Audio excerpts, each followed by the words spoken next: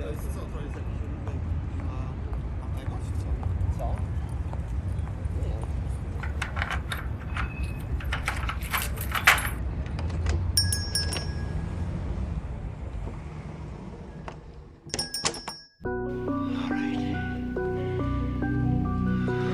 up?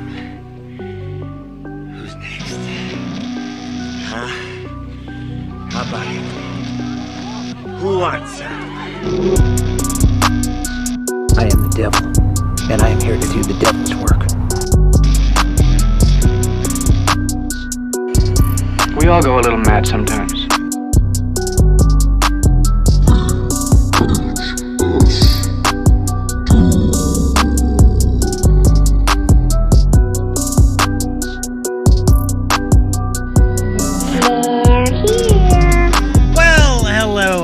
Welcome back to the very best place that you could be in the entire world, the entire void, in all of Mikey's fun apartment, the VHS Doom podcast and rental store. Why is it just my apartment? Because I'm in your apartment. You're in my walls. Because I'm in your walls, and I'm eating the beans. Mikey. No, I'm just playing. No, we haven't seen that guy in a little while. I hope he doesn't come back. Do you remember back in Candyman when he was trying? He took us to Cabrini Green and then he fucking left us there. Yeah, then I almost died from like a beans overdose. Oh my god, there were beans pouring out of your mouth and your eyes, and holy fuck! And then somebody attacked me the last episode I was on, and I couldn't show up for the vampire interview. Oh yeah, the note from Wait, no, that was okay. Our timeline's fucked up. So a little chunky doll attacked you right before the vampire interview, so you were fucked up and you couldn't come on. But then you were okay for the Prowler episode. But then that old dude showed up to the store and yeah, Prince Albert beat you with his cane, and then he had like a note in his pocket that was signed from Dandy Man. So I don't know what the fuck's going on, honestly. Anyway, I think there's forces that are after me, and it started after you, Janus, snitched out on me on something during the New Year's Evil episode. Was it all the way back then? Maybe. I don't know. Maybe is Dandy Man mad about Hugh Janus, but then he turned his sights to you? I'm not sure. I guess. I'm not sure. 'Cause maybe he thinks that we're the same person, but we're clearly not. Obviously. Yeah. I mean, all those those don't come from you. That comes from old Hughie Janes. So I haven't seen him in a couple days. Yeah, he hasn't shown up for a little bit. I don't know. I think he was pretty pissed off after Rumbles Jimbles, that whole incident. Wait, Balthy didn't tell you what happened last time? No, what? You got kidnapped. What? By who? Yeah, a guy in a trench coat and a hat just came and took him. Took him out of the store. Yeah, I was coming in. I thought he was just leaving with a friend, but apparently that under his thing of VHS tapes, he had a gun. He was trying to get him out. Really? So he held Hugh at gunpoint and got him out of the store. Huh? Yeah, but it made it look like it was friendly. Did you call the cops? I didn't know what was happening. Balthy told me afterwards. He was laughing. Oh, it's Balthy taking care of it? Huh. I hope he didn't take care of it, if you know what I mean. Yeah, I know what you mean. No, I don't know. That's a good... Okay, well, I need to look into this because I need Hugh to cover for me this Thursday. So, okay, let me do some research and I'll see what the fuck happened to Hugh. Maybe we can find out where he is. Do you think he's dead? I hope so. What? I mean, I hope what? Not. You motherfucker. You said you hope so.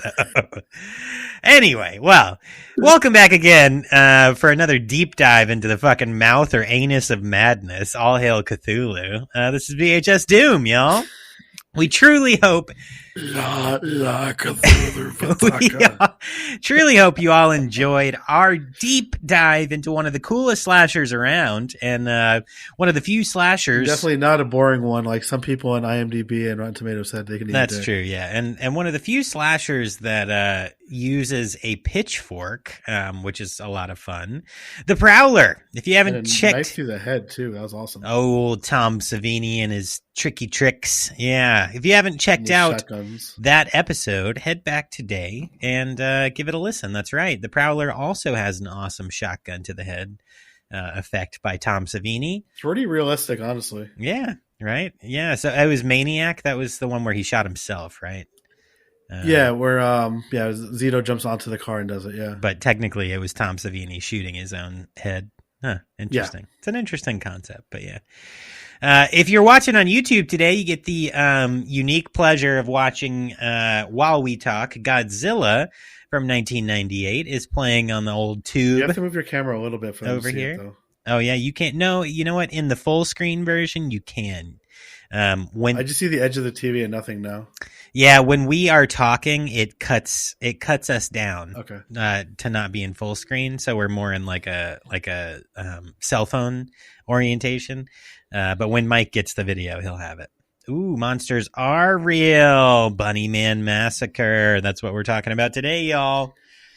So as always, I am joined by my ever nefarious, dastardly, can cracking, and always awesome co-host. Nothing today. You're really slacking in that can department, buddy. That's all right. Well, I mean, I had a monster when I first woke up, but I don't have mutant. Oh, the monster drinking Mikey. Yeah, man. We stop promoting them on the show. Don't do that.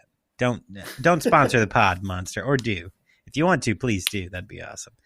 I'd rather be Ghost Energy, honestly. They taste better. Okay, yeah. Ghost Energy, sponsor the pod. Send Mikey a case, and we'll promote you. Send me those in your hydration drinks, and I'll be happy. Nice. Yeah. So yeah, this week I'm joined by Mikey as always, and that's awesome. Finally, even though he did miss a couple weeks ago, he missed our vampire episode due to that attack, but that's okay. He's here today. He was here for the Prowler, even though parental reasons too. That old man beat him with a cane, and that's okay. Also, if you did not know, we have a Patreon. We only have two awesome ass subscribers right now. We'll send you videotapes. Yeah, they're so cool. Oh, well, I'll talk about that in a second. But we do have some cool things in the pipeline, including you're going to. Yes, you have to, including custom member cards. An open invitation to our live recording sessions, and at my wife's suggestion, definitely a random VHS delivered to your door. Do you know why? Because I just obtained this week another 70 VHS tapes, but 40 of which are factory sealed. Now, I'm not going to tell you what titles there are, but there are a lot of cool ones in What does Carla think of this? She's like, you have a problem.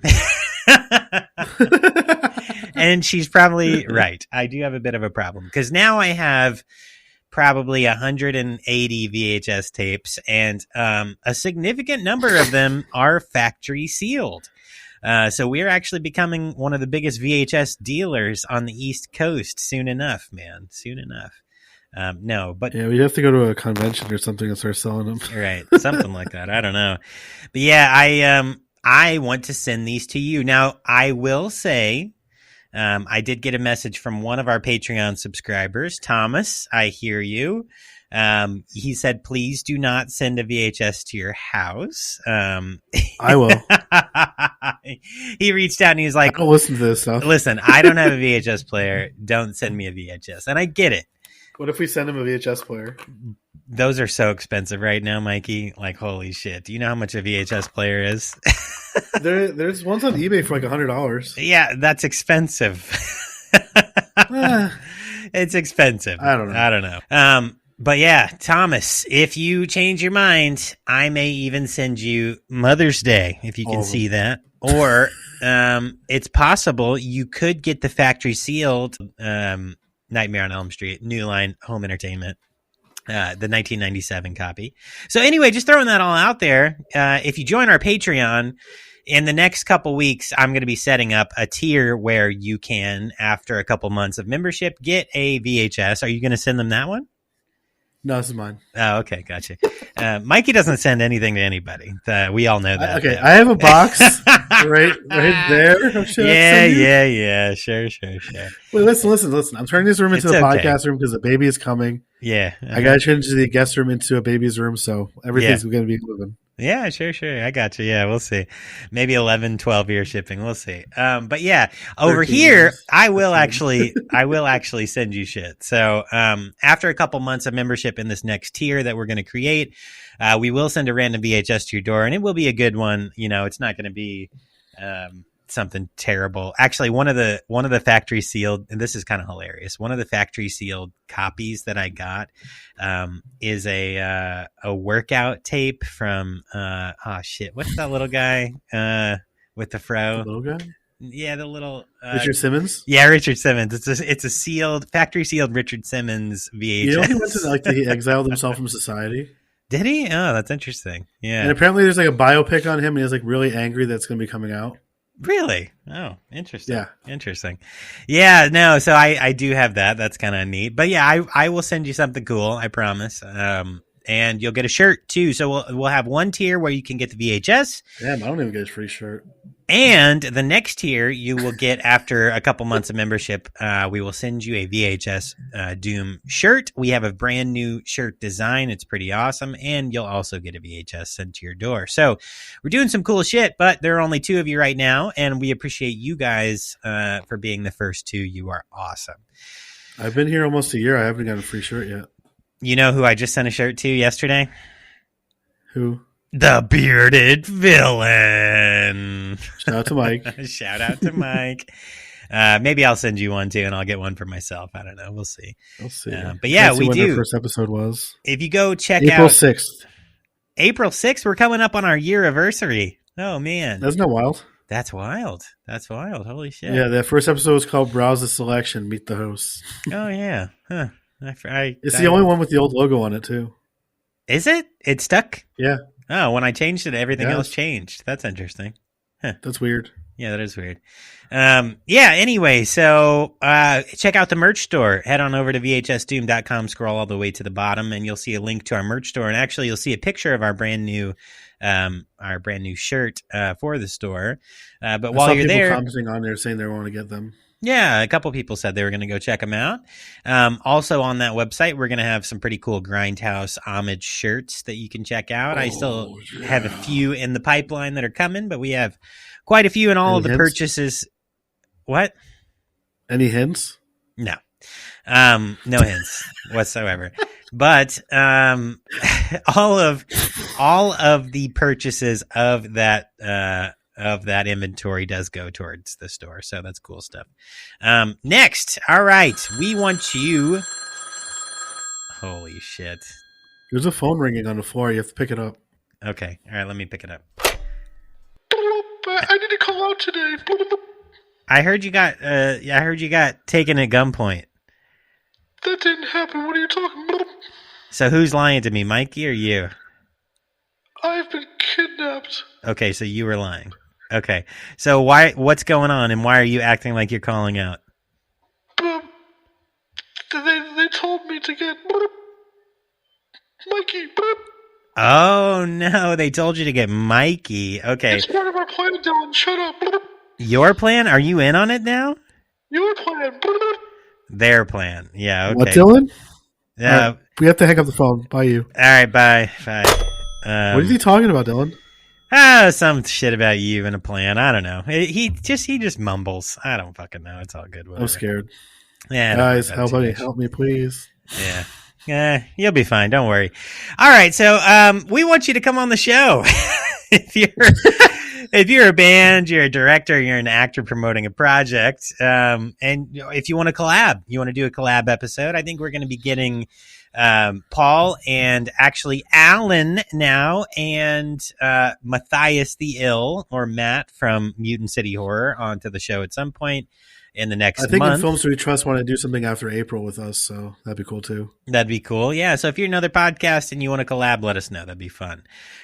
Also, if you don't have time to come on the show, let us know if you have a project you want us to check out and talk about on the show. There's actually a movie that I will be talking about today. I cannot give out any details to the film because it's an early release review. But I don't know if this person will come on the show or not, but they sent us the file for their film and we're watching it and we're going to talk about it just a little bit and mention it on the show.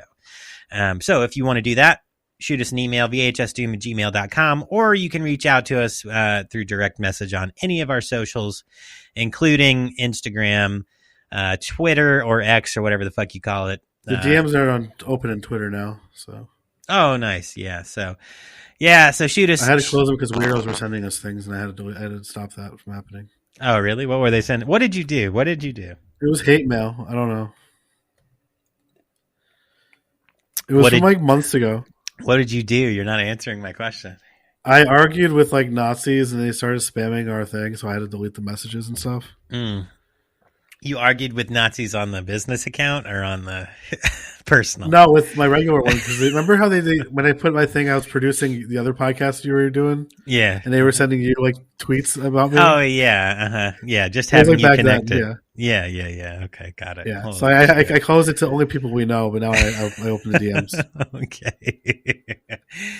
Okay. You're not banned It's been like though. 5 months though. When was the last time you got Oh, banned? no. On my main account right now, I'm banned for 5 days. My alt account, I'm good right now. Your alt account. How many? Yeah. How many do you have? Okay, including the VHS Doom Twitter, I have 3. Yeah. Okay. I have one as a Okay. backup. Okay. Got it. In case you get banned. When I get banned on one of them, I lock the other one.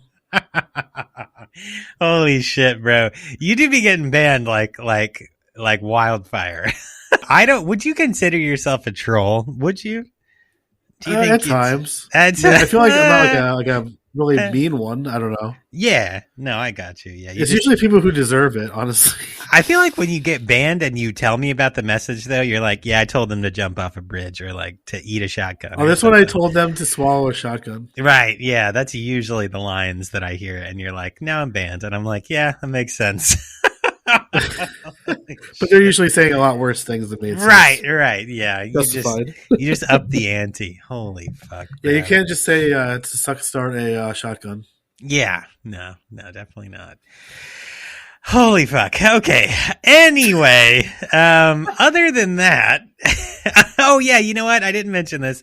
If you haven't already checked out our interview, our community room episode with the makers of the film Vampire, that's Bampire, go back and give that a listen today. That was an amazing episode, and we really want to support vampiremovie.com.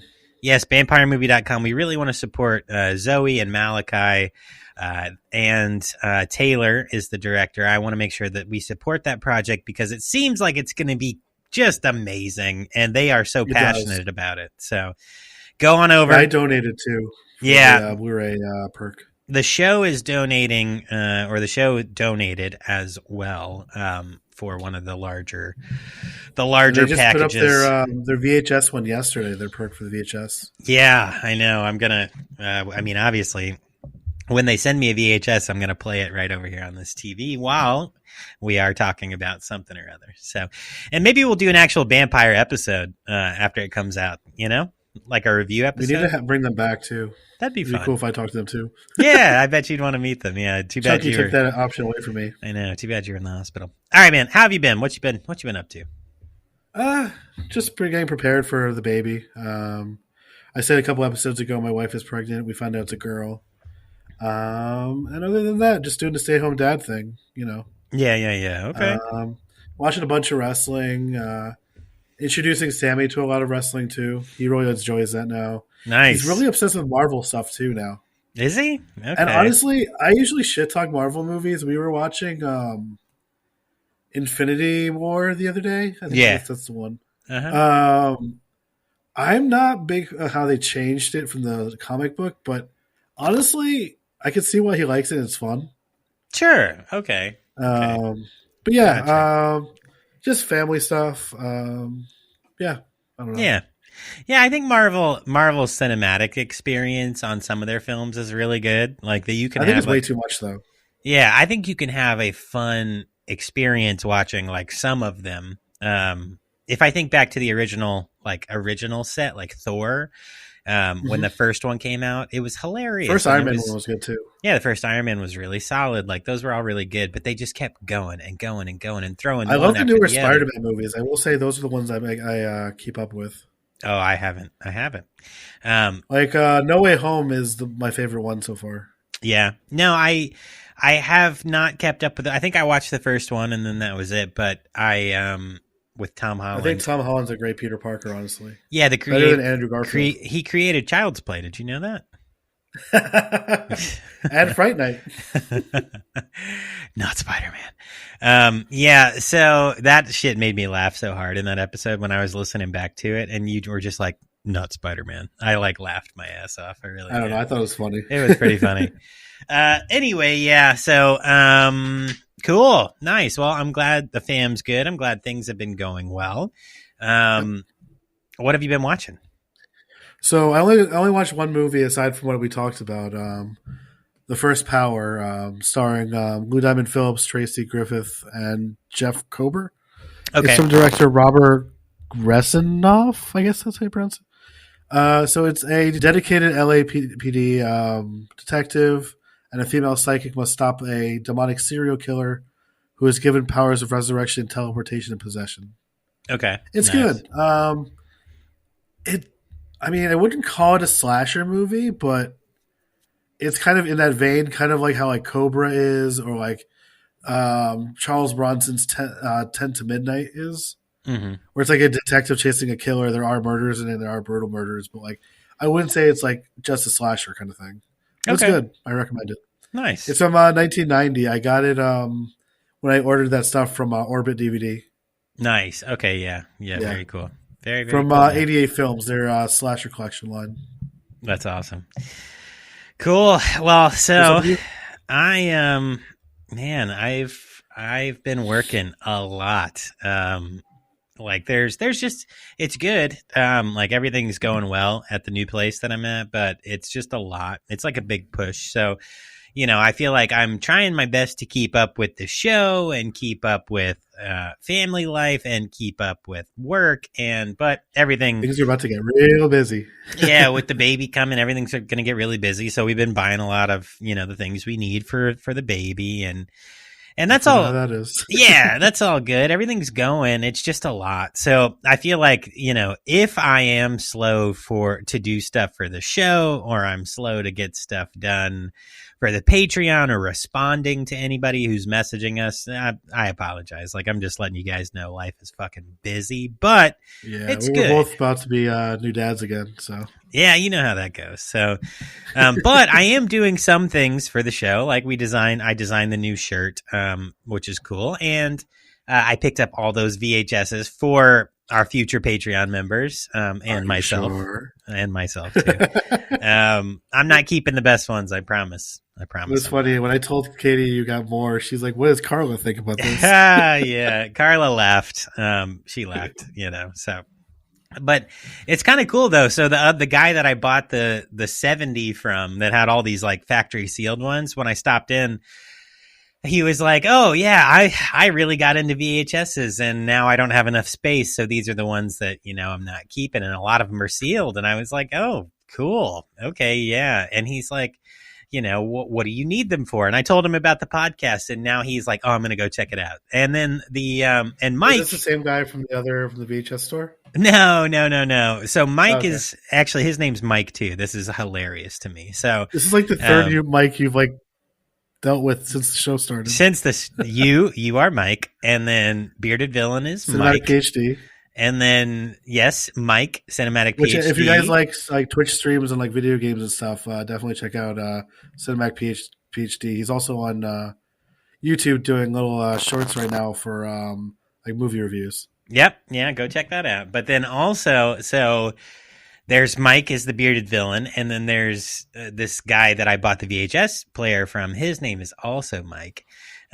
So my life is filled with Mikes. I'm surrounded by Mikes. The guy from the VHS store is also Mike? No, the guy I bought the VHS player from is Mike. Oh, okay. So the guy who has a kid that's my kid's age that we're going to set up a play date, he's also Mike.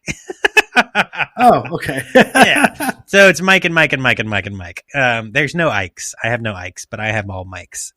So yeah, that's my friend group now. It's just Mike. But anyway, the VHS Doom podcast on your phone, like right? All your messages are just Mike. Right. Mike and Mike is my group chat with you and Bearded Villain, which is hilarious. Pretty much. Yeah. So this podcast has allowed me to meet some really cool people who all just happen to be named Mike. But I don't know what this new guy's name was, but he said he was going to check out the show. So I consider it marketing in many forms, buying these VHS tapes. That's what I tell myself. So, okay. So what did I watch this week? We're so off the rails here. All right. What did I watch? This week, this episode's kind of going to be like shorter because of the content. Yeah, it's fine. So this week I watched one, and I'm going to mention one other. So I watched from 1980 by Kevin Connor, Motel Hell. Now I picked this Blu-ray up at Monster Mania Con a decade ago. 8 years ago. Yeah, 8 years ago. I had the memory on my Facebook from it. Yeah, and I feel like an asshole because I watched it on Tubi because my Blu-ray player, I lost the remote. I'm mad. Gonna be honest, I think the one you bought was actually a bootleg of the Blu-ray. Yeah, I think it is too.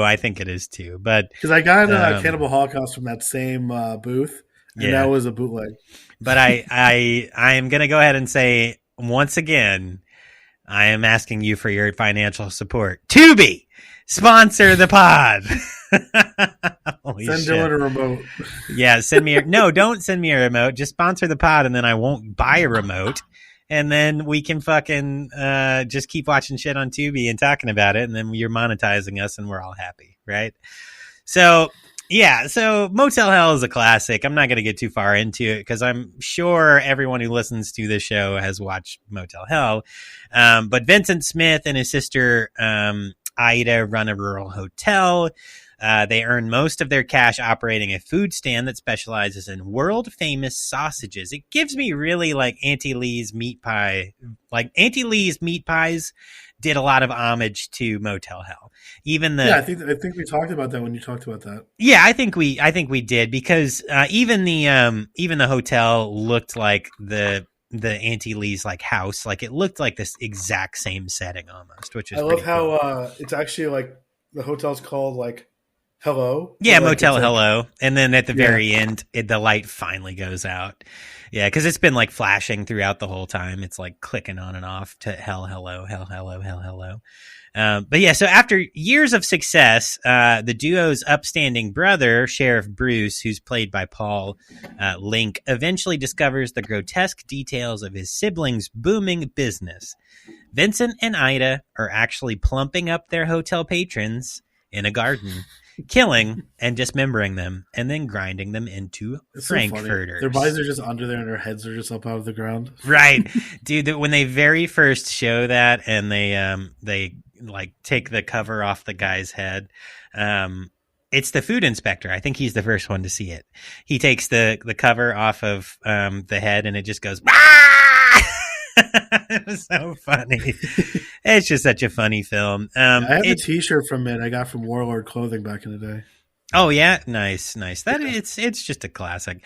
According to Wikipedia, just some like a note on it. Because of its low budget, the original intent was to make a serious horror film, apparently, with moments of disturbing wit and irony. But it's pretty much just a comedy the entire time. It's often seen as satire of modern horror films such as Psycho and the Texas Chainsaw Massacre as well. So I would 1,000 times over recommend this. I think it's just a ton of fun. And so go check out Motel Hell on Tubi, sponsor the pod, or you probably already have it in your collection if you listen to this show. Yeah. Oh, and then you know what? I did want to give an honorable mention. It's more of like a quick review and not even a review. It's just a mention because they asked me not to share any information about this, but I did want to do a shout out and a call out. A director on Instagram reached out to me, and I think he goes by the handle of That Film Dude. He has a project called The Children of the Woods. So he shared a link with me for the early preview of that film. And I don't know how much I'm allowed to talk about it because he asked me not to share the link. So I'm going to kind of be in talks with him this week and see what we can say about his film on the show before I talk about it. What's that? I said, and if I can watch it or not. And if Mikey can watch it or not, yes. But it looks fun. I will say it looks found footage. It looks well put together, and it looks like it has quite the VHS quality. So I am all about it. So Children of the Woods by that film dude on Instagram. We are going to chat with you a little bit more and see what you want to talk about. All right, so that's what we did, and that's what we watched. You know what time it is, folks. Every single week, we do the same thing. Let's get those movies. Else, but I didn't want to talk about it. What'd you watch? I watched the remake of Mean Girls. Okay, not what that's not what I was expecting. I think the first one's a classic in like teen comedies from the early 2000s. This one, it's more of a remake of the play on Broadway. And they picked like the worst choice they could pick for Lindsay Lohan's character because this girl can't sing. Oh, nice. Okay. But everybody else is like perfect in the movie. It was just the one person. Interesting. Huh. Okay. I thought it was good. I don't know. Aside from like the main star, it's okay. I don't know. When did that come out? This year. Oh, really? You watched a new movie. Wow.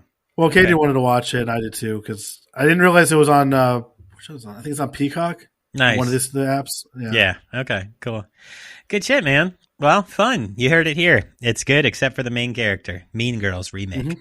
Stop remaking everything. Make some new movies, goddammit. They should also like market it more as a musical, because like when people first saw it and I saw online, people were getting mad that it was a musical, but they didn't realize it was I guess it's a remake of the stage the stage version of it. I was going to say the original is not a musical. Like there was music. The original is based on actually a book too. Is it? Believe it or not. Yeah. Interesting. Yeah. Huh. All right, cool. Well, anyway, Mikey, last minute, cutting me off and throwing in another movie. So I'm going to say all that again. It's that time again, friends. We're going to get you checked back in. You have more to talk about? You have more movies this week? No, I haven't. I just said this week. This week, we're going to get you checked back in, as we always do. And here's what we sent you home with. So put them up on the counter. Come on now. First, we sent you with Evil Laugh from 1986 by Dominic Brassica. Am I saying that right? The kid who gets killed in this one. Oh, nice. Yes, you're right. That would be Friday the 13th, Part 5 for those of you listening. Medical students and their dates hear a cackling slasher at an abandoned orphanage. It's like Scream before Scream. It's awesome. Scream before Scream. Okay, this week I'm starting something new, okay? Because you guys fuck with me all the time. So hand me that tape. All right, perfect. We got it checked back in. God damn it. I'm not fucking around this week. Am I supposed to do that? Because like No, you're not. Because you can't be trusted either. No, absolutely not. For all I know, you're Dandy Man. I don't fucking know. Okay, so next, clearly, it's a plan for you to kill me. So. All right. So The Night Brings Charlie from 1990 by Tom Logan. Right. Yes, this is the one. You just put like written by. I didn't change it. Yeah, so we sent you home with that one. Can you hand me that, please? Damn it! God, fuck off! No. Jesus Christ! No, take it up. What? Why are you taking it in my hand? Give me that. I am not fucking around this time. Okay.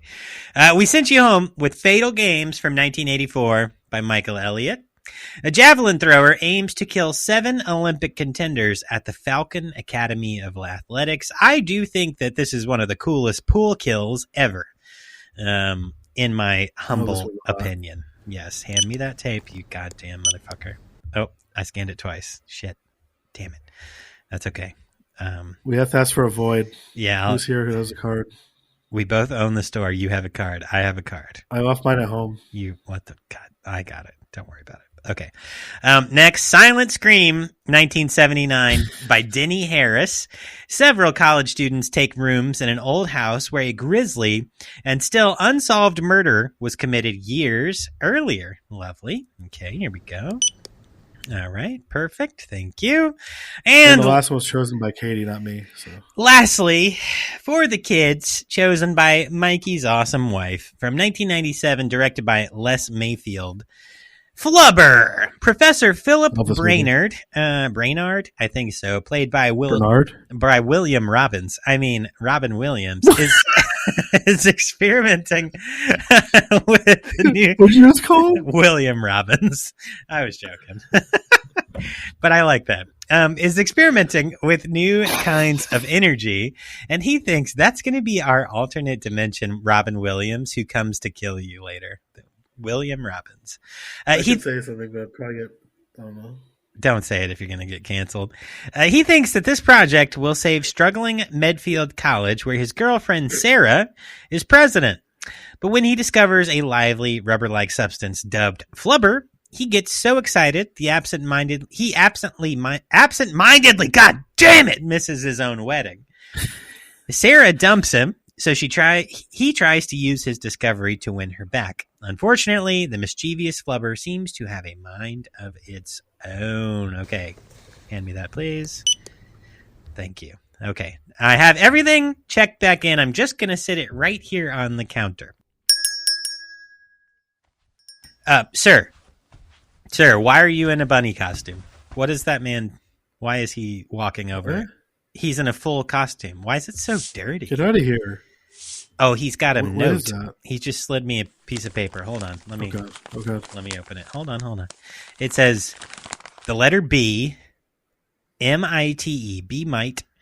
It says V-I-X-C-I-M, B-mite vixum, Ester eggs, E-S-T-R-E-G-S, B-T-C-H, M-I-K-Y. B-mite vixum, Ester eggs, bitch, Mickey. Did you tell him to send this? No, what is this? I can't understand. Be my victim, Easter egg, bitch, Mikey. What the fuck? Dude, who are you and why are you here? Is this part of like the thing that you was talking about earlier? I don't know, man. Wait, holy Dylan, shit. you don't know him? What? Oh my god, he just he just started his chainsaw. Holy fuck.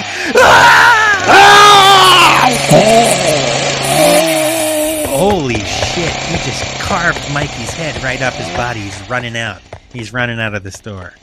What the fuck? Oh man. Oh, you're alive. Okay.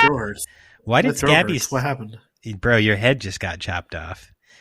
Scabby Man just burped and brought you back to life or something. I don't fucking know. But I still felt it too. That was weird. You still really feel like you got your head like chopped off your head? Yeah. I mean, chopped off your neck. That was terrifying. Wow. Holy shit, dude. Okay, so it seems that someone sent a note with this bunny man who just ran out of the store covered in blood. There's blood all over the tapes, and the tapes are kind of sawed a little bit too. So I guess it doesn't matter if I check them back in. Jelly beans on them too. There's so many Easter eggs and so many jelly beans. But after really reading closely the text of this letter, although it's terribly misspelled, I believe it says "Be my victim, Easter egg, bitch, Mikey," but it's spelled "Be mat vixum Easter eggs, bitch, Mickey." So I don't know. That's phonetic. So I think someone wants you to be their victim, and I think we all know who that is. It's what you. The fuck? No, I think it's The Dandy. one with that phone call with you saying this before. I don't know. Maybe if he was kidnapped, he may be in on the plot now. But I think it's Dandy Man coming back for you, buddy. Hey guys, what if Dylan is Dandy Man? Who? Me? Be more victim. No, it's not Dylan's me. getting possessed now too. No. Absolutely not. I am not. Dandy Man versus Scabby Man next episode. Holy shit. We'll see what happens with that. Okay, anyway, Like a whoever big let battle. Okay, I'm going to put this up on the board right now. I have a Sharpie right here. Do not let anyone wearing an Easter bunny costume into the store ever again. Never. Not allowed. We don't celebrate Easter around here, god damn it. Okay. Thank you. This is just a mess. Every week we have a mess to clean up, but that's okay. I guess we'll get it figured out. All right, I guess it's time to press play. So this week, friends, we have a very light treat for you. because there's really we not both much. didn't realize there's a sequel of a movie. Right. There's really not much to talk about here, but we're going to do our best. We're covering what is called in some realms Bunnyman Massacre. What's called in other realms Bunnyman 2, for there is a Bunnyman 1. Today, we're covering Bunnyman 2 / Bunnyman Massacre in celebration of a Christian holiday turned commercial. So, we're going to pagan holiday. We're going to do some Easter egg hunting and celebrate, the rising of Bunny Jesus. So, let's go. Press play on one of the most ridiculous chainsaw movies I've seen to date.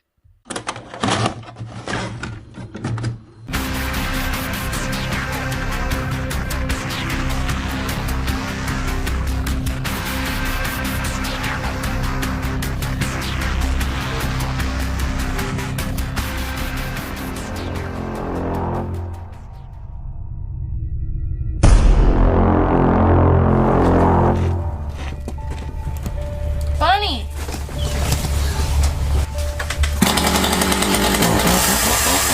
You see, I'm investigating the recent disappearance of a couple of my deputies. Well, you wouldn't happen to know anything about that now, would you?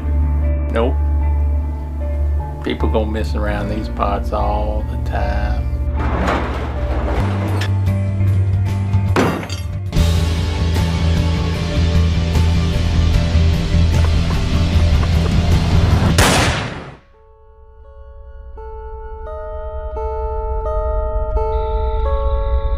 How does it feel to make a deal with the devil?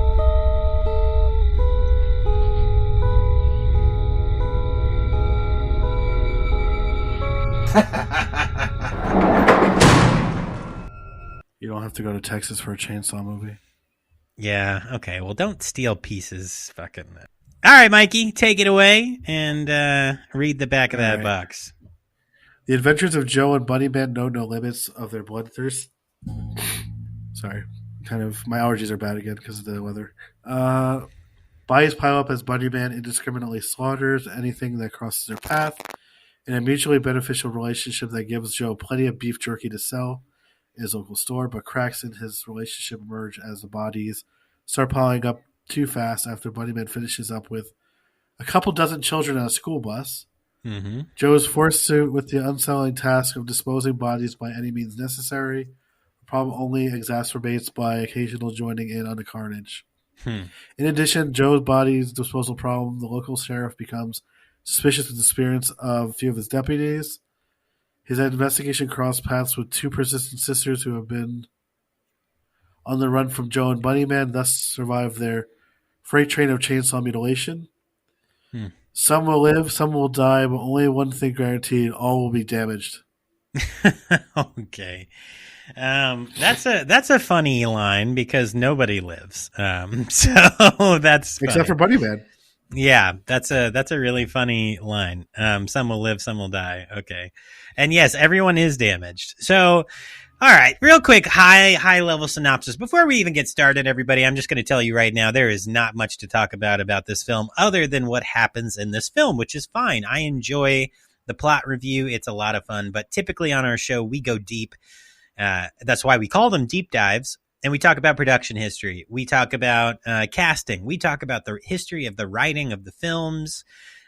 We talk about anything that we can find from the interwebs, and we source from wide and far. And we ain't got shit. And we ain't got shit, broskies, for this movie. But I did happen to find, with Mikey this morning, an interview with the director, Carl Lindbergh. Like 15 years ago. It's crazy. And it's about his original Bunnyman movie from 2011. So if you did not know, Bunnyman was a 2011 film by Carl Lindbergh. That was his very first film out of film school, I believe. Was he the Lindbergh baby? I don't think so. I don't think so. Isn't that Lindenberg? No. Yeah. Okay. It is. I think you're right. So I guess he is the Lindbergh baby. Or he was. But Lindbergh and cheese. there was a lot more details. There were a lot more production notes on his first film, which was called Bunnyman. Bunnyman Massacre, or Bunnyman 2, is the film that we are covering today from 2014. Now, Bunnyman 2 is much more widely available on platforms. You can see it on Tubi, sponsor the pod. You can see it on Vudu, sponsor the pod. You can see it on Amazon. You can find it on, Prime Video I bought this on Amazon channels as well. Yes. But the original Bunnyman is not easily accessible on any platforms. I think you can rent it on Amazon, actually. You cannot. So the only Bunnyman that they have is Bunnyman 2 or Bunnyman Massacre. They do not have the original Bunnyman. Huh. I checked. I went and I looked through all of their available rentals, their available purchases. So Interesting. Just throwing it out there, we're covering Bunnyman 2 or Bunnyman Massacre, which is the more widely distributed version or sequel to the original Bunnyman. There you go. Now you know that there are two, and there's a third one as well, which is like Bunnyman Vengeance. That one seems to have even less of a presence online.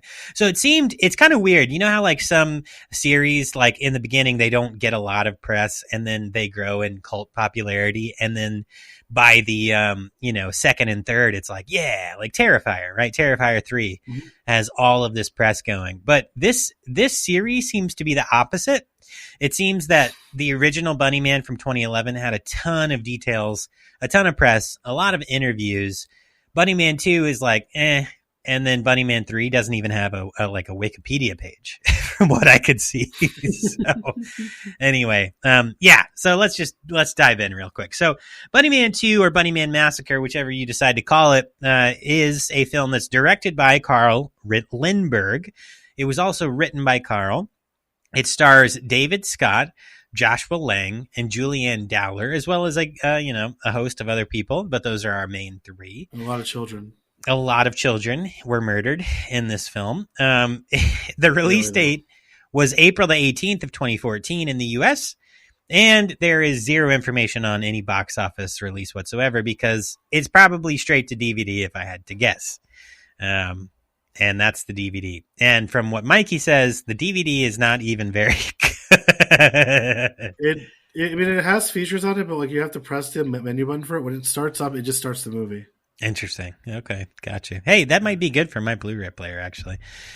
Okay, so what we're going to do today, we're going to read through the plot sections, and then we're going to talk about our notes from each section. There's not even a ton of like a plot review because there's not a lot of plot to talk about, but we'll do the best we can. Just like killing and jerky. Yeah, his accent's so bad. And then from there, we'll probably patch in the YouTube video that I was talking about when it comes to production notes. We will read the box office and release notes, which are hilarious. Hello? Yeah, can you hear me? Hello, can you hear me? Ha. Do you like, It's old Greg. It's you like old Greg. my mangina? Some Baileys. You ever had Baileys out of a shoe? Mm. Okay. All right. So let's jump right in. All right. After terrorizing a busload of school children, Bunnyman slaughters 3 campers in the woods. He then... That's Morgan Freeman in Shawshank Redemption. Okay. Yes. So let's jump right into some plot notes, and then we'll just go from there. Refreshments. After terrorizing a busload of school children, which they open with a bang on that one, he just annihilates the bus driver with a shotgun. Bunnyman slaughters 3 campers in the woods, and then he regroups with his partner Joe, who verifies that Bunnyman placed a sign directing tourists to Joe's general store as instructed. Refreshments. A man traveling with his wife and 2 daughters then stop at the store. Joe sells him beef jerky made from the carcass of a murdered lawman, but the family leaves without incident. Joe berates Bunnyman as they have dinner together later. 4 friends then go hiking in the woods while Sarah and Lauren go on ahead. Kelly and Rachel are then killed by Bunnyman. Sarah and Lauren are then taken captive by Joe at the general store. Okay, this plot synopsis is not very good. So I will say in the beginning, we'll just talk about notes up through that. That's like the first like 8 kills or 10 kills. It goes pretty quick. So Yeah. I my first notes, I love a good old timey intro, and the way that they show people. So they're doing like old footage from like the early 1900s, and the way they're showing people chewing, like kind of like slowly. I'm like, oh, this is cannibal shit. I know it's coming already. You get the vibe, you know? And I typed in my notes, cannibals! And I also said I do love a good dirt road slow driving scene. So as the bus is pulling up, the bus is going really slow down this dirt road, and there's dust coming off the back of it. Oh, are they? Good. I want you to read it. Oh, okay, yeah. So I'll read the next couple. So the bus goes to pick up a girl, and the girl is already dead. She falls over when the bus driver opens the door. But instead of panicking, the bus driver just says, "Everybody calm down." And so I typed, "These kids gonna die." And then I said, "Yep, they did." So Bunnyman walks up to the bus driver and blows her away with a shotgun. And then he proceeds to walk into the bus and start his chainsaw and just start killing children right away.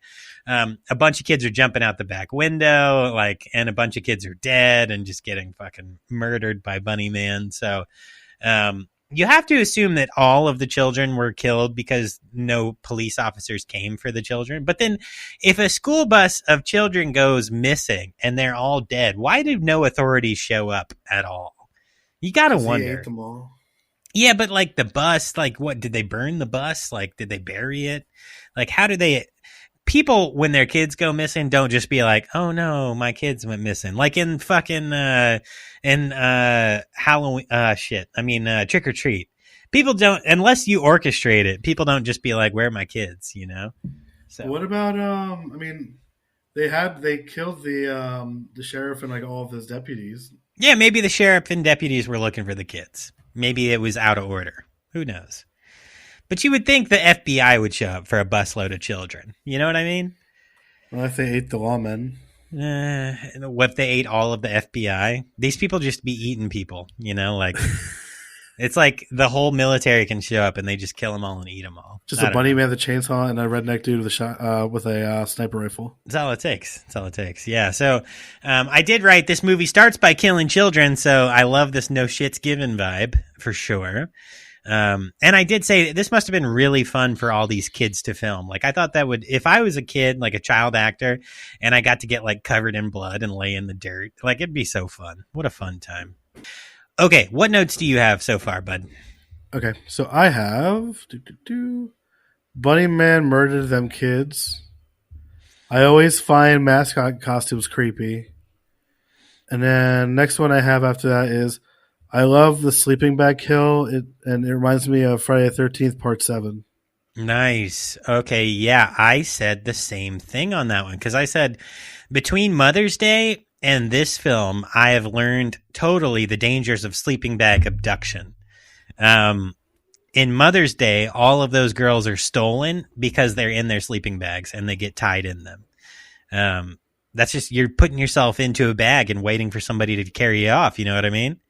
Sorry. No, when we met Kane Hodder at Monster Mania Con, he and I talked about that kill from Friday 7 where he uses the woman in the sleeping bag, where he picks it up and slaps it against the tree. Yeah, for sure. What an interesting homage and kill. Okay, so moving on here in the plot. I did have one. We already talked about them, the family going to the store, right? Oh, yes. What you got? Okay, so when Joe, his name is Joe, right? Yeah. Uh-huh. When he's selling them on the jerky, he's like, "Meat's good for the kids. It makes them big and strong." I started laughing hysterically. Oh, yeah, he did. He did say that, didn't he? Yeah, that was funny.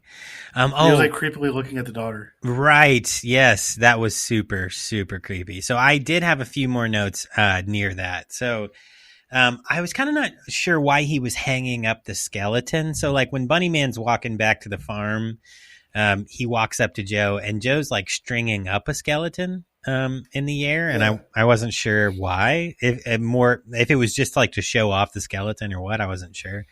But Joe like does. Arby's, they have the meats.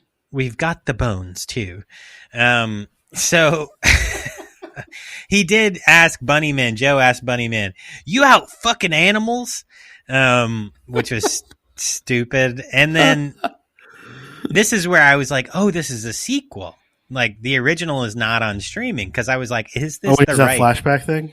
Yeah, I was like, "This is definitely a sequel." Did you notice the sound I was playing during it? No, what was it? It's the same sound from Texas Chainsaw. Really? Oh, I didn't notice that. That noise. Got you. Okay, I did not put that together. That was my other note for that part too. Interesting. And I did love when Joe was asking Bunnyman, like, "Did you put the sign out? Did you spell it right?" And he's like shaking his head, yes, but he spelled it like refreshments or something. Refreshments. Even Bunny was spelled Buny. Yeah, poor guy. He had trouble with his spellings, as we could tell by his note. He don't think too good. He don't think too good, but he's creative when it comes to killings. That's for sure. Killings. Yeah, and I was kind of like, oh my God, when the dad and the family, when the dad's like, "I don't like the look of this place. You guys stay in the car." But he's stopping for refreshments. Like, and then everybody's just like, they're all just standing out there for some reason. Right, bro. You could find another you didn't even need gas. Like, obviously this is not a gas station. What are you doing? You're buying snacks? So you're like, "I don't like the look of this place," but you're going to go buy snacks anyway? Creepy Man's jerky too. Right. That's some Joe Metheny shit. That's what I wrote there. Okay. So, yeah, actually there's a lot. I have a lot of notes up to where we were reading in the plot, because it jumped way ahead in my little plot synopsis. So I put, "How many times do I have to tell you, you stupid shit? Bunnies don't eat no meat," which was funny. That was a funny line. The redneck Joe had a few funny lines in there. That was one of them. But then he throws the bunny against the wall, and then he says, "How many bunnies have to die?" And he just chucks the whole cage at the wall. Like, what the fuck? Why would you? Why? Anyway. Also, I don't know if you noticed this, Mikey, but there is like a bunny, like Mary Magdalene, or like a bunny, like it's like a statue of like Mary, mother of Jesus, but it's a bunny at the dinner table. Did you see that? I did see that. That was so ridiculous. It was like life size too. I was like, what the fuck is that? I put never, ever split up on a hike. Come on, guys. I had that too. Me? What the fuck? I said, "Here's noise in the woods," decides to go alone. That never works out. Yeah, right. That's my next note was the line, "Did you see that? Wait here. I'll be right back." That's the most stressful and annoying line in all of horror films, because you're like, okay, which one of y'all's dying now? Is it you or you? You or you? Oh, it's both. Slash. What the fuck? And then the blonde girl, I don't even know her name, but the blonde girl, like, she runs away while her friend dies, and then he chases after her, and then they get into the barn, and instead of continuing to run, she tries to grab a pipe and tries to kill him with it. Like, you're going to try to kill somebody with a chainsaw with like a little metal pipe? Get the fuck out of here. This is like, it was so annoying, like so stressful. Okay. Almost there. We're almost there. So I put, what kind of nature hike takes you onto people's properties? Because they're hiking through the woods, and then all of a sudden they're right in front of this guy's house. Like, I don't know. It just it was just weird. It wasn't consistent for me, or like continuitous. I don't know if that's the word I'm looking for. The shed did give me Wolf Creek vibes, and this is some backwoods bullshit is what I put. Okay. So, any more notes from you before I jump into the next bit of the plot? My next notes are about the barrel kill. Ooh, okay. All right. We're not too far from there. So to spare Lauren's life, Sarah offers to capture additional campers in the woods and bring them back to Joe. Joe has Bunnyman arm her with a handgun. Although she is tempted to shoot her captors, Sarah uses the weapon to threaten 3 additional women into returning with her to Joe's barn. Joe lets Sarah and Lauren go, but Bunnyman then almost immediately recaptures them. Sheriff Clint Baxter then arrives at the general store to investigate reports of the missing women as well as his missing deputies. Baxter becomes suspicious of Joe's behavior, but he leaves after questioning him briefly. Joe and Bunnyman kill one of their new captives by rolling her downhill in a barrel spiked with screws. Joe allows one of the other women to flee, but Bunnyman recaptures and kills her. While Joe and Bunnyman attend to the third captive, Sarah and Lauren use the opportunity to escape. Okay. All right, we got up. There's a lot that happens in there, but what's your note on the barrel? I have a few. Okay, so I thought it was funny when he was like, "We got a little surprise for you, Sugar Plum," when he takes the, they pull out the barrel and then they pull the corpse out of there. Or Yeah. the skeleton. Yeah. Next note is, how many skeletons do these rednecks have, LOL? Right, yeah, for sure. Next one, container pushed with a container pushed with screws is terrifying down a hill. Yeah. And then be careful, this one's sharp when he pushes her. Mm-hmm. And then he's like, when after it lands, he's like, "Look, I got a strike." Right, that was so fucked up. All those lines are so fucked up. Dude, I was super impressed with the creativity of the kills in this film. They did not stay basic. They got creative on several of them, things that were out of the box that I haven't seen in other horror films. And that was the barrel filled with screws is one of them. That was a lot. I was like, that these dudes are sick. So one of the notes I have here, when he has all of the women captured and they're like, "What are you going to do with us?"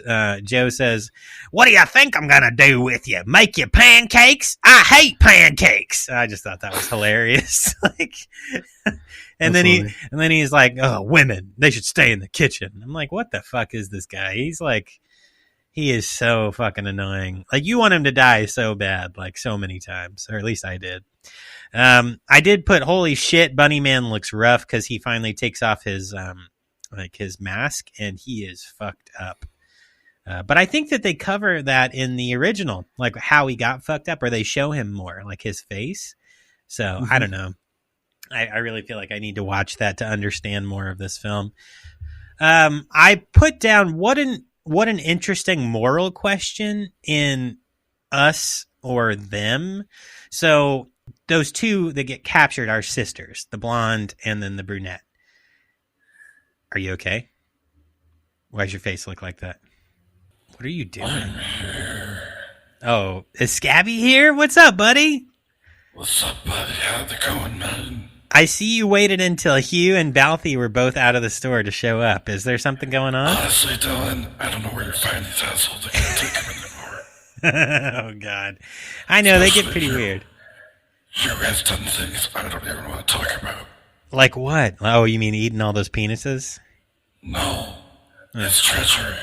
Oh, his treachery. Yes, he did. You're involved and I know it. Me? I'm not involved. You are, Dandy Man. I will What? see you again soon. Oh, my. Whoa. What? What just happened? I don't know. Apparently, well, Scabby showed up and he said that I'm Dandy Man. And then What? I wonder, is there a chance that I've been possessed by Dandy Man? No.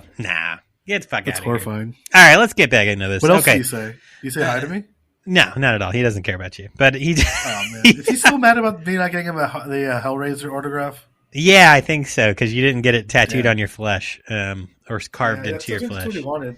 I Yeah. told him no, and he got mad. Yeah. Anyway. All right, so Okay, that's what we're doing. Yeah. So my moral question is it us or them? So the two sisters, one sister agrees to go bring in new victims to save her sister. Now the rest of her family has died, those two. So she then later explains to her sister, I took them prisoner so I could get you free. Like, I don't care. It's us or them. And the sister who has moral problems with this say, I would rather die than put other people in this situation. So I found when I that first saw this interesting. movie a while ago, I thought the same thing when she said. Yeah, right. But I then think it's messed up to bring more people into it. But then again, like, what can you do when you're stuck in that situation? I feel like the older sister had kind of a parental thought process, though, right? So imagine it's you and your kid in this situation, and you can either go get two people and replace yourselves, or you two can be brutally tortured and killed. What are you going to do?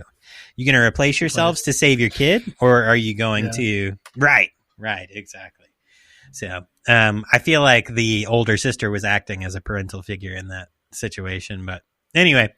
Okay, so I did put what the fuck, run dummies.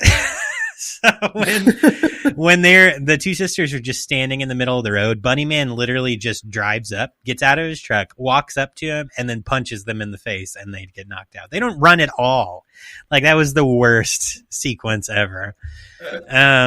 I put the sheriff reminds me of the Texas Ranger from Dusk Till Dawn. Like, he was such a badass, but that really comes back to bite him in the ass later. That's for sure. Okay. Random note. Joe wastes a lot of rope. A lot. So every time he sets somebody free, he cuts the rope. Like, he doesn't untie it. That's a lot of wasted rope. A lot. And then there was one scene where he cut the rope and it didn't even cut. It just loosened. So I laughed about that a little bit. But yeah, he cuts a lot of rope. I put, holy shit, who thinks this shit up? The screws in the barrel. And I think that might be, no, I have a couple more. So when he's talking to one of the three girls that's abducted by the other, blonde girl, two of them are dead at this point, and there's one left, and she's the brunette one. She tries to pay Joe to let her go. Oh my God. And she's like, I have... Because it's a lot of money. Right. She says, I have a lot of money, and I can pay you if you let me go. And he says, where's the money? And then she goes, in my back pocket. Like, what the fuck? Get the fuck out of here. He sexually assaults her, and then right. He's like, this is the only thing you have? It was only $100. But not even that, you don't give it's immediate. You immediately gave away all your leverage. When you told where the money is, because you're still tied up and now he has your money. Okay. And then, I think he starts talking about wanting to be her boyfriend kind of. And then one of the lines he says is you can't trust women because I can't trust anything that bleeds for 1 week, a month, and doesn't die or something. It was such a dumb line. And then he says, hit her in the shitter. That's what I say. I'm like, what the fuck? Who is this guy? What the fuck kind of shit is this? Hit her in the shitter. That's what I say. We gotta make a shirt for Joe. Oh my God. do an AI photo of him with his thumbs up, hit her in the shitter. Hit her in the shitter. What the fuck kind of shit? Oh, I do have a note. Yeah. So it's right after that where Bunnyman just starts looking like this. And I was like, he was doing a Michael Myers stare. Yeah. Okay. Yeah. He puts on the welder's helmet too at that point, right? So one of the friends, it's they're playing cat and mouse at this point. So they let one girl go. She runs away. But then Bunnyman chases her and he catches her, and then he drags her into a tool shed and then puts on a welding mask, but he doesn't actually start welding. He just uses a drill press and drills her eye out. So that was kind of weird, but it was good practical effects. That was fun. At this point, the other girl has been let go in another chase, cat and mouse game. She sees her friend get killed. And I said here, I really think she should have taken his bunny head and run with it. I think that was a missed opportunity by the filmmakers, because I think that would have put Bunnyman into a state of distress that he could have gotten much more enraged with. It could have been more interesting. I don't know. That was just a thought. Okay, so I put, whose property did they use with all this shit on it? No offense to anybody who has a property and they have a lot of empty trash on their yard. And trailers. And trailers. And mobile homes. And RVs. And semi-truck trailers.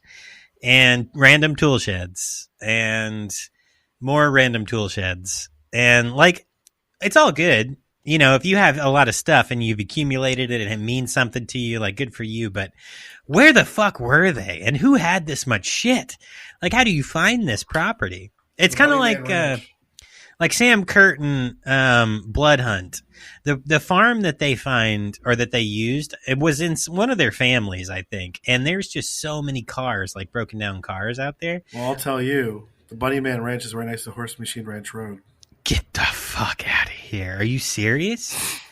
Yeah. Bunnyman Ranch is our neighbor at Horse Machine Ranch Road? Yeah, for a generation now. I can't believe you didn't see them. Is it Bunnyman Ranch Road? Where do you think I get all this beef jerky from, dude? What the I've been eating that! Yeah. We've been selling it here at the store. The fuck? You've been Joe selling... comes in when you're not here, like twice a week.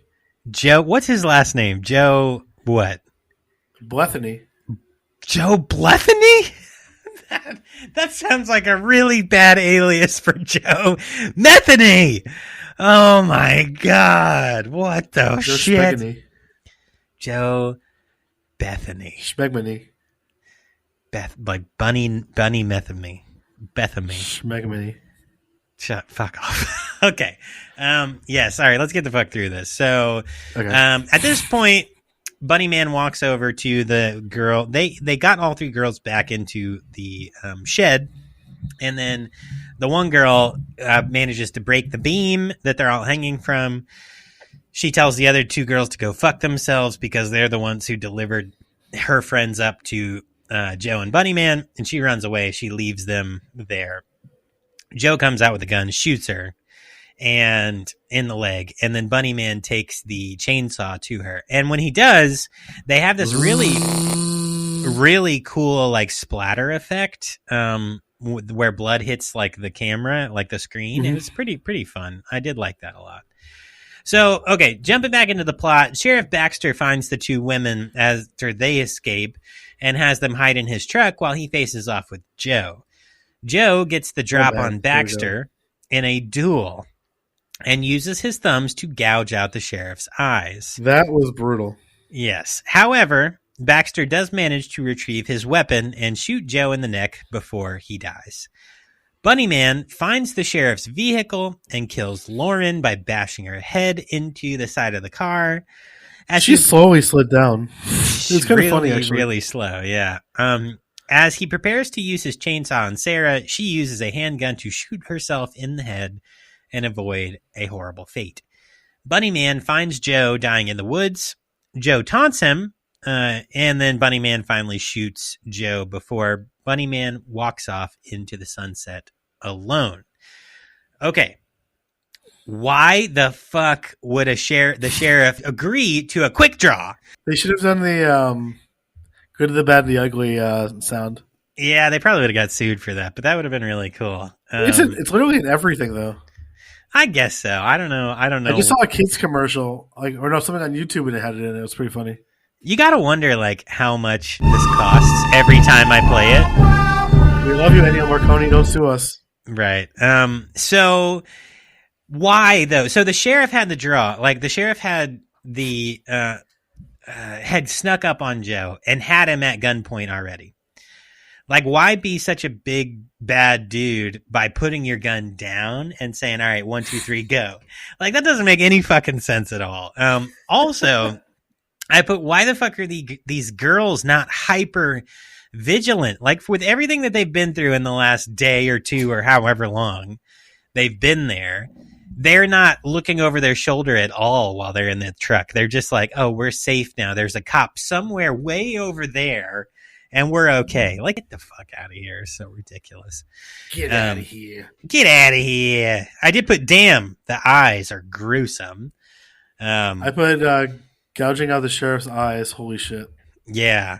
And then I did not expect a suicide when he starts walking up towards Sarah, and she just shoots herself. Now, they kind of did foreshadowing with that because the sheriff said to Sarah and Lauren, hey, there's a gun under the seat. It only has 2 bullets in it. Use them wisely, right? So, all right, there's 2 of them. There's Bunnyman. She shoots once and misses. Like, either she's going to shoot Bunnyman and he's not going to die because he's a quote-unquote slasher, or 2, she's going to kill herself. But I really didn't expect her to shoot herself in the head. I didn't. So I feel like that kind of wraps it up. But you have one last note about Bunnyman that's not checked off. Do I? Yep. I don't. It's at the very top. Oh, well, he walks away in the sunset. Right, yeah, but did you not get the other bit of that? No. Hold on a second. Hold on. Wait for that to update. Walks away in the sunset like a sweet son of a bitch. There you go. All right, cool. Nice. All right, so that's the last note. Wonderful. Okay, so what we're going to do today, folks, because there are literally no production notes to speak of whatsoever on this film, we're going to play you a quick interview with the director of Bunnyman, as well as... We've done this once before, too. Yeah, we've done it once before, but yeah, so the director of Bunnyman 1, Bunnyman 2, and Bunnyman Vengeance, as well as Easter Bunny Massacre, I think. Maybe, or is that somebody else?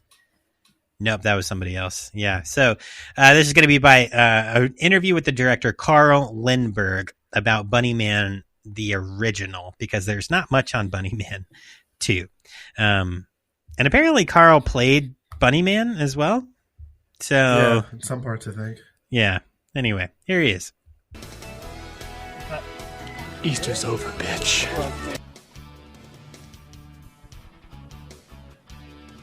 Hello.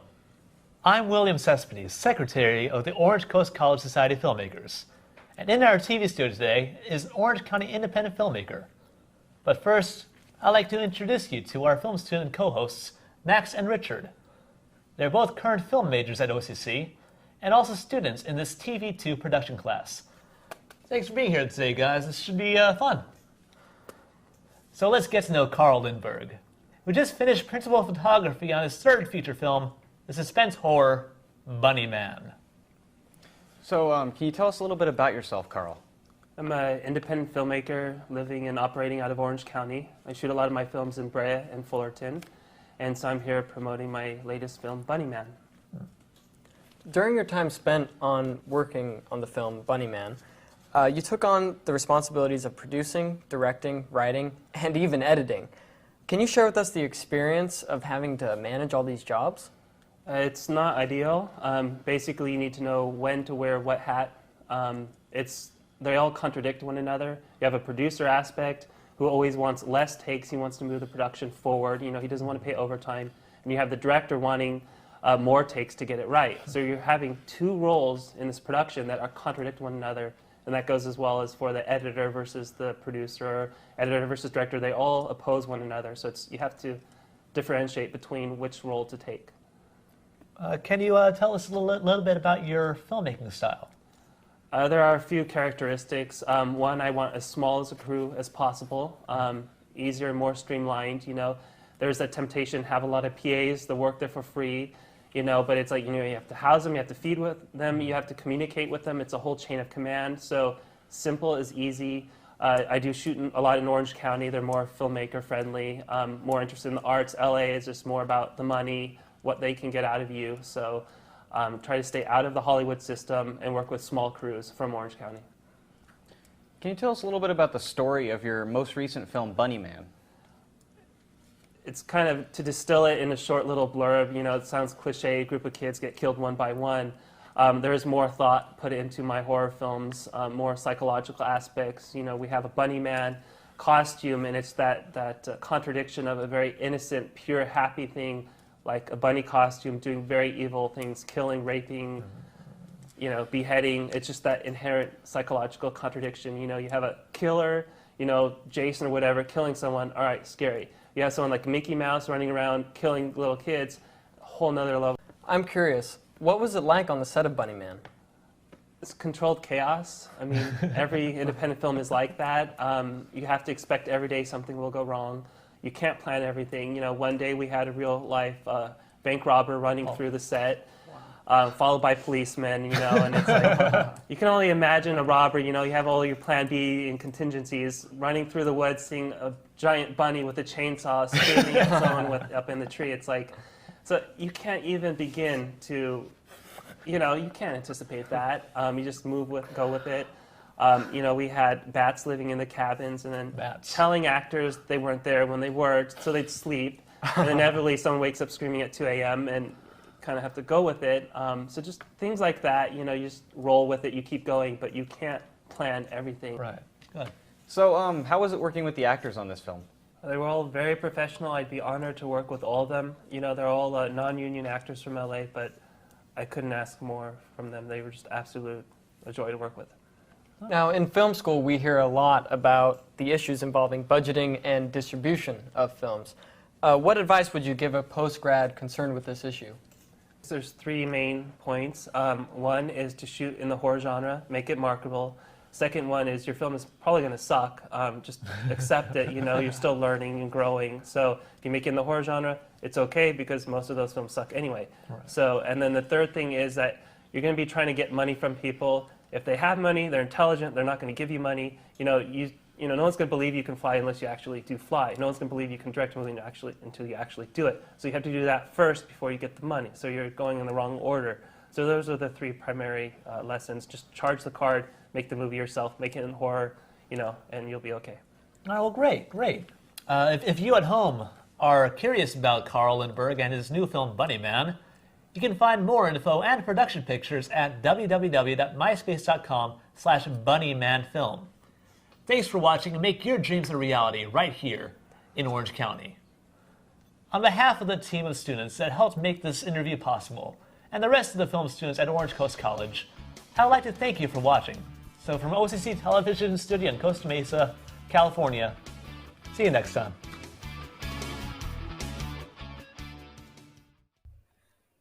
Okay, cool. So, diabetes. Mikey, why don't you take it away with our box office and release notes, and make sure it says straight to DVD, bitches. And that's it on our box office and release notes. There ain't shit, dogs, and that's with okay. Like 5 exclamation points. Yeah, straight to DVD, bitches. That's it. That's all that was, and we don't have any data. I got the Rotten Tomatoes open. Yeah. Oh, do you? Okay. Cool. Yeah. Okay, so the highest stars I have for good is about 3.5, and the worst, they're all 1 stars. Okay. Cool. Nice. Actually, I take that back. This one's a 0.5 star. Oh, nice. All right. Jesus Christ, this is shit.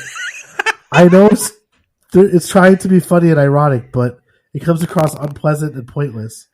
Badly acted, directed, going nowhere, maintained the misogyny of the typical grindhouse, but in a pathetic, pointless, talentless imitation. Okay. Wow. All right.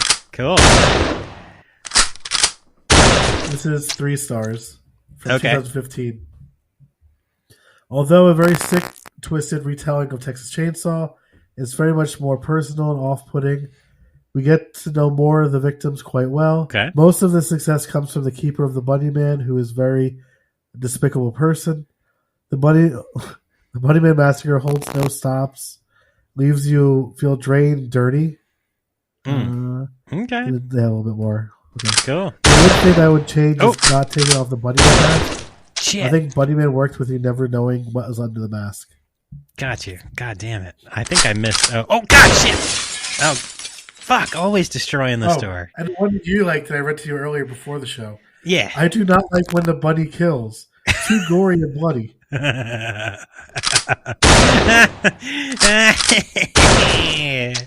one was really funny. To have a name. And their watch list is the most hilarious shit I've ever seen. Yeah, what was it again? What were they? What were Interstellar, their watch Exodus, Gods and Kings, and Blended with Adam Sandler. Nice. There we go. Nice. That's a good watch list. Really, it is. Oh, Jesus Christ. Okay, well, thanks, Rotten Tomatoes, for quite a fun little set of reviews And Dolphin there. Tale 2. Yeah. Oh, Dolphin Tale 2? Oh, man, Dolphin Tale, what a story. I watched that with my mom and my dad when I visited them in Florida because it happened. Their ratings are pretty decent, though. It actually happened near where they lived. So they were like, super into that, which is cool. Never seen it. Essentially, a dolphin is helped by a prosthetic and Morgan Freeman. So check it out Prosthetic for penis? funsies. What? What? No. A prosthetic fin. What the fuck did you... What? Mikey. Why would a dolphin need a prosthetic penis? Ask yourself that question, my friend. All right. I'm just getting rises of you by saying weird shit, so I just wanted to do that once. Oh, buddy. Yes. Let's get you the fuck out of here, everybody. This week we're sending you home with a set of dope-ass films. To start the week, we're sending you with Girl House from 2014. Directed by Trevor Matthews and John Nautz. A beautiful young college student moves into a house that streams video to an X-rated website. After a deranged fan hacks the site and finds out where she lives, she spends the night fighting for her life. The killer is played by the rapper Slain. Nice. Next, we're sending you with The Sleeper from 2012 by Justin Russell. In 1981, new pledges are welcomed to a sorority, and the Sleeper clandestinely spies on the girls, prompting to kill them at their most vulnerable. It's kind of like Grindhouse, where it's like a throwback to old slasher movies. Okay, cool. We're sending you with Stitches from 2012 by Connor McMahon. After a clown is killed in a party mishap, he comes back from the dead to seek revenge on the people responsible The way for he his dies is hilarious. death. Oh, I'm checking everything out this nowadays, by the way, as well. That's all the beeping. Sorry. I don't trust anybody. Famine from 2011 by Ryan Nicholson. Rest in peace. After a high school prank that nearly killed a popular teacher, the graduating class hold a 24-hour charity event. However, it isn't long before students and staff start turning up dead at the hands of a killer masquerading as the school's mascot. That's why I chose it, because there's a mascot killer in Bunnyman. Nice. Okay, cool. And lastly, for the kids and the family, we're sending you with Oliver and Company from 1988 by George Scribner. In this animated update of the classic Oliver Twist tale, Oliver, played by Joey Lawrence, is an orphaned kitten taken in by a gang of thieving dogs, led by Cavalier Canine Dodger, which is played by Billy Joel, and owned by down-and-out pickpocket Fagin, played by Dom DeLuise. While pulling a job in the streets of New York City, Oliver winds up being adopted by a rich girl, Jenny, and landing on Easy Street. But through a series of events, a loan shark threatens the peaceful arrangement. Dun, dun, dun. All right, cool, friends. Well, that's it. Go ahead. Give me your money. Wonderful. All right, so next week we have a real treat in store for you guys. We are actually going to cover a film that I have not seen yet, and don't judge me too harshly, but I've never watched this film. I'm judging you really hard. I've never watched this film, so you can judge me, but only Mike can judge me. Killer Clowns from Outer Space. Everyone, next time you see Dylan when he comes into the store, hit him with trees. I don't know. Trees? Like branches. Just you're going to whip me with sticks? What the fuck? I'm going to fight back. I got a shotgun back here. You guys know it. So good luck, stick wielders. Yes, anyway, so shout outs this week. We have I have a few. So I'm going to shout out the Bearded Villain 83. He's the man. As always, thank you so much for everything you do, buddy. Mutant City Horror, go give him a follow. They have a new co-host over there named Alan. Show Alan some love, as well as both Matt and Paul. And give him a follow. Shout out to Vampire. Go give them a follow on Instagram, Facebook, or go to vampiremovie.com. For that movie to come out. Yep, and donate to that project. So those are my shout outs this week. Oh, also, Alfonso, can't wait to have you on, buddy. We're going to do that soon enough, I promise. All right. Shout out to Tangents of Horror podcast. Shout outs to Movie Dumpster. Shout outs to In Film We Trust. Shout outs to Doom Generation. Shout outs to my son Sammy. Shout outs to my wife Katie.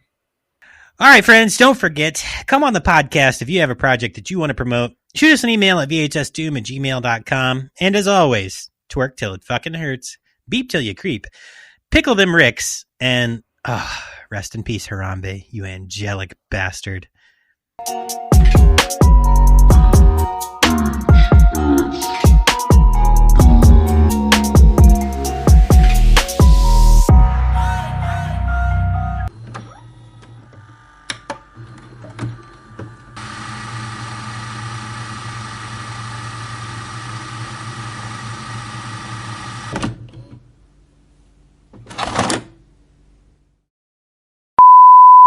Oh, yeah? Ooh, check out that sweet Godzilla.